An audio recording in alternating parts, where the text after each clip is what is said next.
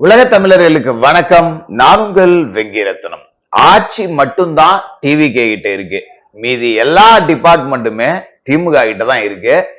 இவங்க கிட்ட இந்த மாதிரியான விஷயங்கள்லாம் இருக்கிற வரைக்கும் ஒரு நல்ல ஆட்சி, ஒரு நிம்மதியான ஆட்சி அப்படிங்கறதெல்லாம் மறந்துருங்க. அதனால இன்னைக்கு இந்த மாதிரி செய்யக்கூடிய நிறைய பேரை போட்டு கொடுக்க போறோம். இந்த வீடியோவே போட்டு கொடுக்குற வீடியோ தான். முதலமைச்சர் பார்வைக்கு போகுதா, நடவடிக்கை எடுக்கிறாரா அப்படிங்கிறத நம்ம பார்த்துருவோம்.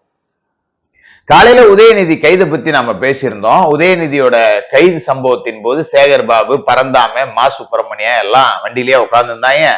இது எந்த வகையில நியாயம் அப்படிங்கிறத பேசியிருந்தோம். மக்களும் நான் சொன்னதை புரிஞ்சுக்கிட்டாங்க. அந்த வகையில நமக்கு சந்தோஷம். உதயநிதியோட வண்டியில உட்காந்து செல்ஃபி எடுக்கிறாருல ஒருத்தர், நல்லா பாத்துக்குங்க. இவரோட பேரு விநாயகமூர்த்தி. 176வது வட்ட திமுக செயலாளர். அதாவது பெசன் நகர் ஏரியாவில் இவரோட வட்டம். இவர் தான் வட்ட செயலாளர் வண்டு முருகன் என்கின்ற விநாயகமூர்த்தி, திமுக. சாதாரண வட்ட செயலாளரையே போலீஸ் வேன்ல ஏத்தி விட்டு உதயநிதியோட கூட்டு போற அளவுக்கு இவர் என்ன பெரிய கெத்தானவரா அப்படின்னு நினைக்கலாம். மா சுப்பிரமணியனோட 2ஆம் கட்ட 3ஆம் கட்ட ஆளுகள்ல முக்கியமான ஒரு நபர். இவரை பத்தி இன்னும் நாம தெளிவா சொல்லணும் அப்படின்னா, பெசன் நகர் ஏரியாவில் இவரோட சகோதரி தான் கவுன்சிலரா இருக்காங்க. அந்த பெண்ணை முன்னிறுத்தி தான் இவரோட முழு அரசியல் எல்லாமே. பெசன் நகர் ஏரியாவில் இன்னமும் டாஸ்மார்க் பார் இவரோட கண்ட்ரோல்ல தான் இருக்கு. நீங்க இப்ப ஒரு டாஸ்மார்க் பாரை திமுக காரங்க கண்ட்ரோல்ல விட்டுட்டு நீங்க என்ன ஆட்சி செஞ்சிருவீங்க? 24 மணி நேரமும் மது விற்பாங்க. டாஸ்மார்க் கடைகள்ல தான் சண்டை சச்சரவுகள் அப்படிங்கறதே நடக்கும். இந்த கடையில 24 மணி நேரம் சரக்கு ஓடிக்கிட்டு இருக்கு. நல்லா பார்த்து நடவடிக்கை எடுத்துங்க அப்படிங்கிறதுக்காக தான் சொல்றோம். அது மட்டும் இல்லாம சில புகார்கள் வருது, பட் அதோட உண்மைத்தன்மை எனக்கு தெரியல, என்னால ஆதாரம் பெற முடியல. உங்க மத்தியில வச்சிடுறேன், அரசு போய் விசாரிக்கிட்டோம். இவரோட டாஸ்மார்க் கடையில நேரடியா டாஸ்மார்க்கு போகாம வெளியில இருந்தே சரக்கு வருது, அதையெல்லாம் பிளாக்ல ஓட்டி காசு பார்த்துக்கிட்டு இருக்காங்க அப்படின்னு ஒரு செய்தி வந்திருக்கு. உரிய விசாரணை அப்படிங்கறத நடத்தணும். ஏன்னா இதுக்கு நாம் போய் ஆதாரம் தேடிட்டு இருக்க முடியாது. அது மட்டும் இல்லாம கிட்டத்தட்ட அந்த ஏரியாவிலேயே ஒரு டானா இவர் இருக்காப்புல. அந்த டாஸ்மார்க்க சுத்தி இருக்கிற பெட்டி கடையில இருந்து மீன் வறுவல் போடுற கடையில இருந்து அத்தனை கடையுமே சாரோட ஆதிக்கத்தின் கீழே தான் இருக்கு. பேரு விநாயகமூர்த்தி, 176வது வட்ட திமுக செயலாளர். இவர் எந்த அளவுக்கு கட்சியில செல்வாக்கா இருக்காரு அப்படின்னா, மா சுப்பிரமணிய வண்டியில ஏறாருன்னா இவரும் பின்னாடியே ஏறி உதயநிதி கூட உட்கார்ந்து செல்ஃபி எடுக்கிறாருன்னா உதயநிதிக்கே இவரோட அறிமுகம் இருக்கும். ஏன்னா செல்ஃபி எடுக்கும்போது யாரோ ஒரு கட்சிக்காரன் தெரியாத முகத்தை சேர்ந்தவனா இருந்தா உதயநிதி இப்படியே சிரிச்சுக்கிட்டுலாம் அப்படி உட்காந்துருக்க மாட்டாரு. யாருன்னே தெரியல, ஒருத்தனை ஏத்தி வச்சிருக்கீங்க, இவனை இறக்கி விடுங்கன்னு உதயநிதியே சொல்லியிருப்பாரு. ஆனா இவனை பக்கத்திலேயே உட்கார வச்சுக்கிட்டு இவரை செல்ஃபி எடுக்கிற அளவுக்கு இருக்காரு அப்படின்னா எந்த அளவுக்கு நெருக்கமானவர். இந்த அளவுக்கு நெருக்கமான ஒருத்தர் டாஸ்மார்க் பார் வச்சிருக்காரு. நாளைக்கு அந்த டாஸ்மார்க் பார்லயே ஒரு சட்ட பிரச்சனை வந்து சட்டம் ஒழுங்கு சரியில்லை அப்படின்னு அரசு மேல அவதூறு பரப்பப்பட்டாலும் பரப்பலாம் அப்படிங்கிறதுக்காக இப்பயே நடவடிக்கை எடுத்துருங்க அப்படிங்கிறத கேட்டுக்கிறேன். இன்னும் நிறைய விஷயங்கள் இது மாதிரி இருக்கு. இன்னைக்கு வேளாண் பட்ஜெட். இந்த வேளாண் பட்ஜெட்டை பத்தி நம்ம ஒன்றும் பெருசா பேச வேண்டியது இல்லை, வழக்கமான பட்ஜெட். பட் எனக்கு ஒரு விஷயம் மட்டும் இதுல புரியல, அதையும் நம்ம முன்கூட்டியே சொல்லிடுவோம்.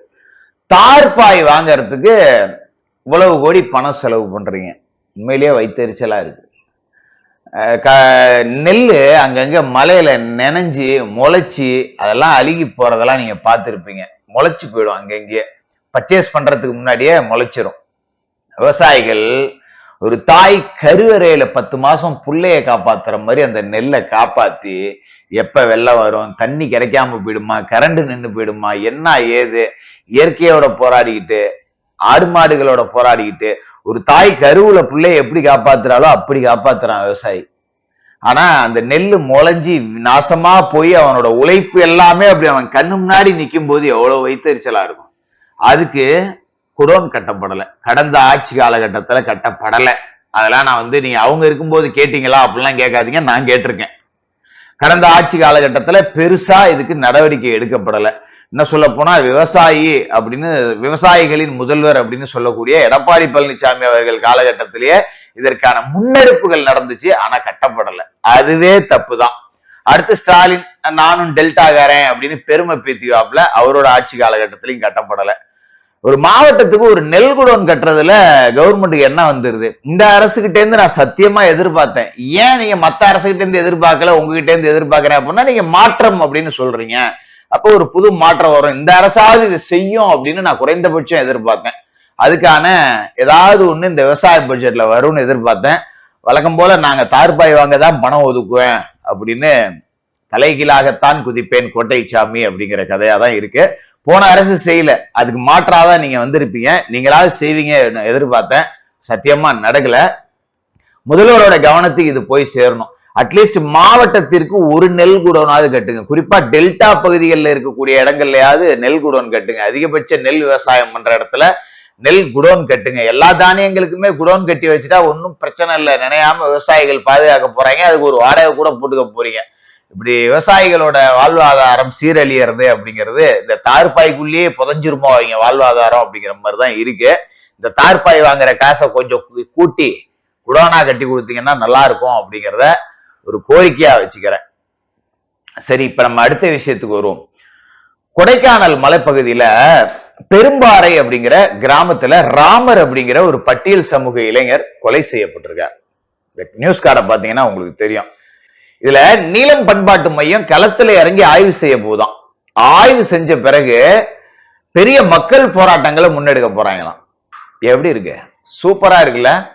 தமிழ்நாட்டுல கடந்த 5 வருடமா ஒரு பட்டியல் சமூக இளைஞன் கூட கொல்லப்படலையா? அப்பெல்லாம் எங்க போச்சு நீலம் பண்பாட்டு மையம்? ரஞ்சித் ஒரு ட்விட் போட்டுட்டு ஆணவ படுகொலை அப்படின்னு கடந்து போயிடுவாப்புல அடுத்த ஜோலியை பாக்குறது. ஏன்னா அவர் அப்புறம் அங்க திமுக கிட்ட தான் அண்டி பொழைச்சிக்கிட்டு கிடந்தாரு.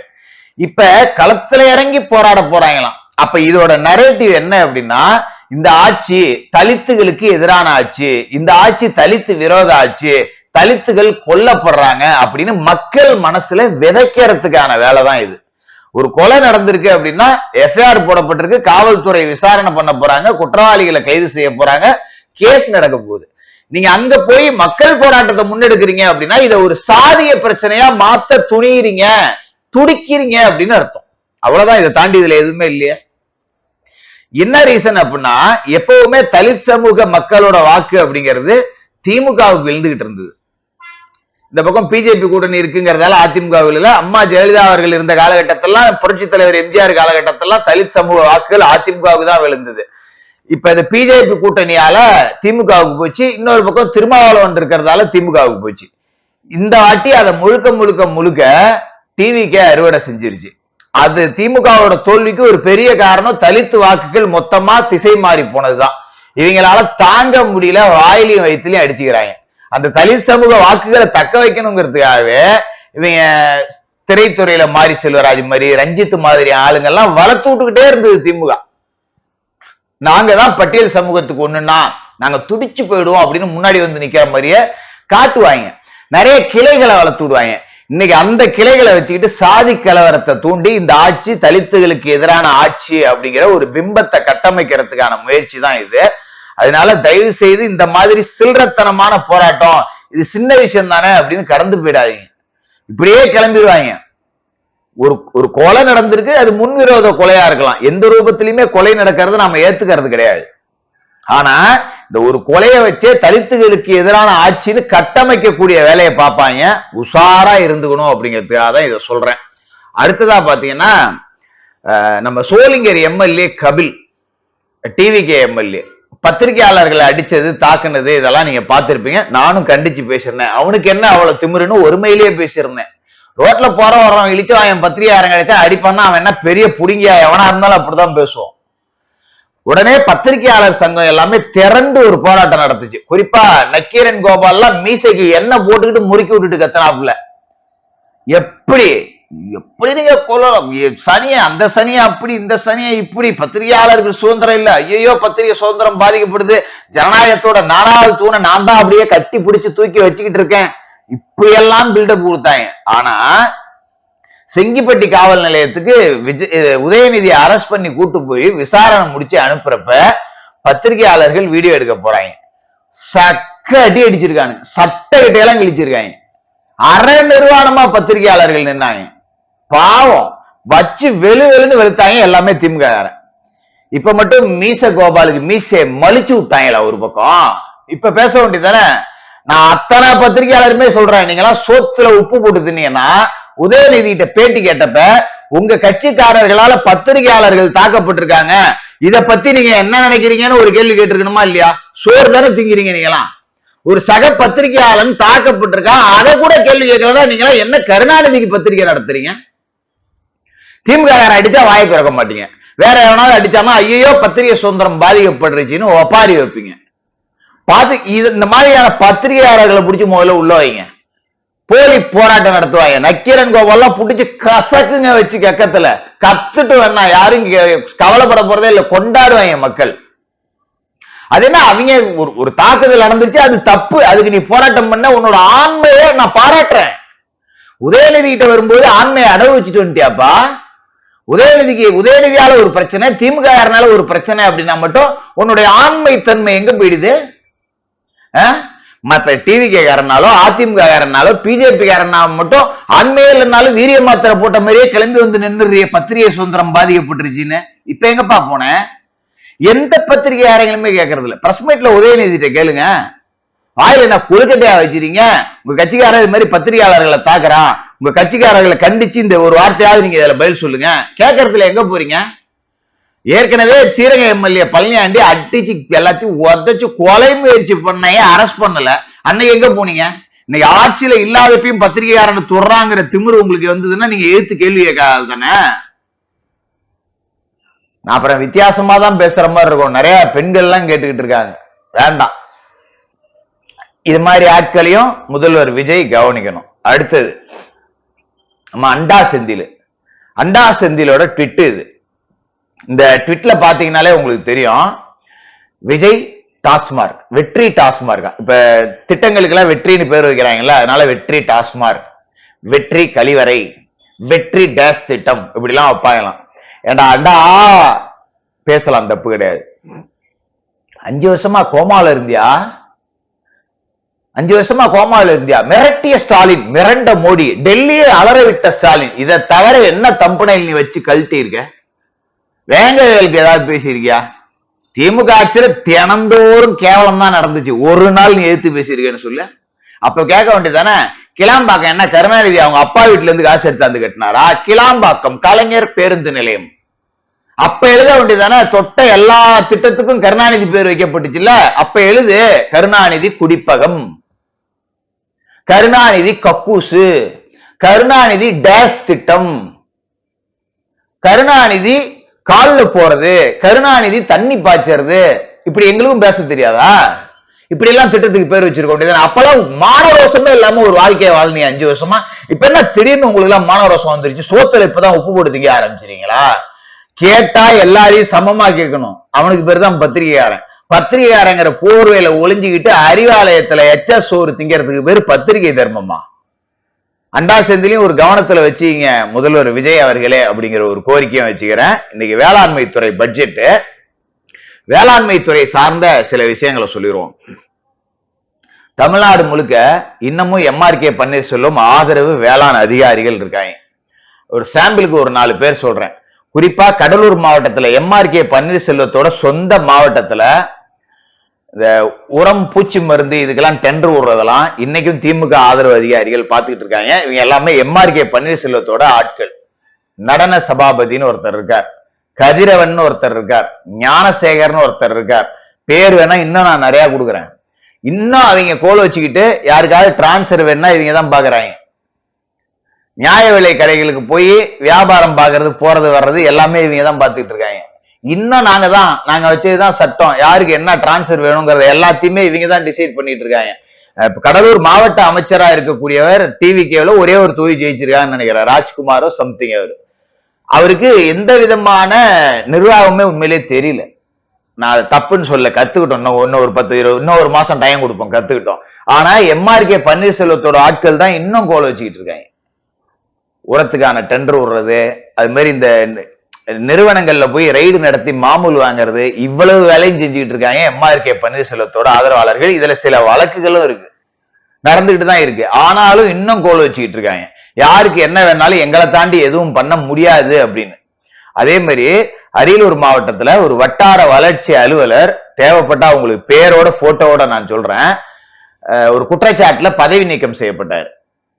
சமீபத்துல அரியலூர் வந்த அரியலூர் பொறுப்பு அமைச்சர், மாவட்ட அமைச்சர் கடலூர்ல இருந்து வராரு பாத்தீங்களா ராஜ்குமார், அவரை போய் சந்திச்சு ஒரு போட்டோ எடுத்துக்கிட்டு, இப்ப நான் டிவிகேல இருக்கேன், சஸ்பெண்டட், இப்ப நான் டிவிகேல இருக்கேன், நான் சொல்ற மாதிரிதான் எல்லாத்துக்கும் டிரான்ஸ்பர் போடணும்னு அதிகாரிகளை இன்னும் மிரட்டிக்கிட்டு இருக்காரு. இந்த வேலையும் நடக்குது. இதை எல்லாத்தையுமே முதல்வர் கொஞ்சம் ஆட்களை போட்டு கண்காணிக்கணும். நீங்க அம்மா மாடல் எடுத்துங்க, வேற எங்கேயும் போக வேண்டியதில்லை.